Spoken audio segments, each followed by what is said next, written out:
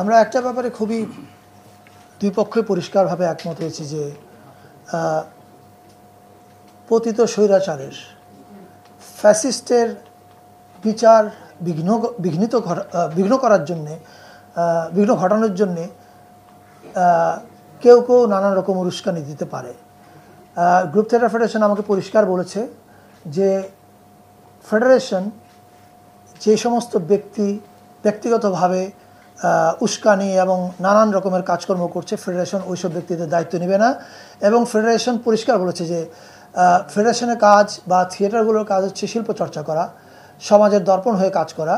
ওনারা কারো B team হয়ে খেলার জন্য প্রস্তুত না এবং রাজি না। So that was really very encouraging. আমি খুবই খুশি হয়েছি ওনাদের উপর এবং my gratitude to all of you. আমি আপনাদেরকে এইটুকু বলতে পারি যে আমরা একটা পজিটিভ আউটকামের দিকে যাচ্ছি এবং বইমেলা আশা করা যায় যেখানে হতো সেখানে হবে এবং সুন্দর আয়োজনে হবে এবং কোনো ধরনের ঝামেলা হবে না। ইতিমধ্যেই 3 মন্ত্রণালয় একসঙ্গে এটা নিয়ে কাজ করছে এবং 3 মন্ত্রণালয়ের সভা হয়েছে, সামনে আরও হবে। আচ্ছা, প্রথমে আমি বিশৃঙ্খলাকারী শব্দটা একটু ব্যবহার করতে চাই না, এই কারণে যে আপনি যদি খোঁজ নিয়ে দেখেন যারা ওখানে গেছিলেন তারা আসলে অনেকেই এই জুলাই আন্দোলনে ছিলেন, এদের মধ্যে গুলি লাগা মানুষও ছিলেন এবং তাদের ক্ষোভের কারণ আছে। আপনি যে কোনো দেশে যদি তাকান যে যখন একটা ধরেন নাজি পার্টি যখন চলে গেছে, নাজি পার্টি চলে যাওয়ার পরে মানুষের মধ্যে তো একটা ক্ষোভ তৈরি হয়েছে, রাইট?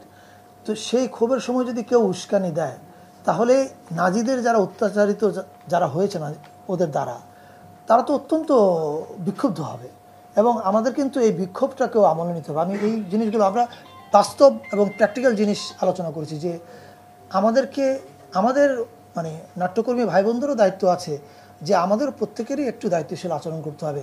আমাদের মনে রাখতে হবে, আমি আগেও যেমন বলেছিলাম, এটা একটা কেবল সাধারণ সরকার পরিবর্তন হয়নি, একটা বিপ্লব হয়েছে, বিশাল গণ অভ্যুত্থান হয়েছে এবং 15 বছরের দুঃশাসন ঘটেছে, অনেক মানুষ মারা গেছে 1 জুলাইতে।